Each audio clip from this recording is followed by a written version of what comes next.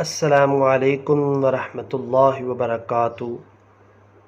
آج میں آپ لوگوں کے سامنے حضور نبی کریم صلی اللہ علیہ وآلہ وسلم کا ایک بہت ہی پیارا سا فرمان لے کر حاضر ہوا ہوں۔ امید ہے تمام احباب خیر و عافیت سے ہوں گے۔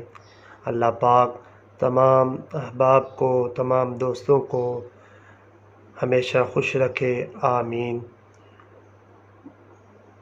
فرمان شروع کرتے ہیں۔ بسم اللہ الرحمن الرحیم۔ والد جنت کا دروازہ۔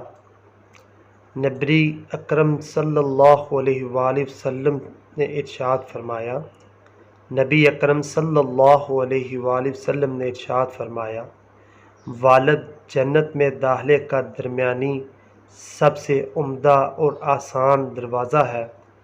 اب تم اس دروازے کو نافرمانی اور برے سلوک سے ضائع کر لو یا اطاعت و فرما برداری سے اس کو محفوظ کر لو۔ نبی اکرم صلی اللہ علیہ وآلہ وسلم نے ارشاد فرمایا والد جنت میں داخلے کا درمیانی سب سے عمدہ اور آسان دروازہ ہے۔ اب تم اس دروازے کو نافرمانی اور برے سلوک سے ضائع کر لو یا اطاعت و فرما برداری سے اس کو محفوظ کر لو۔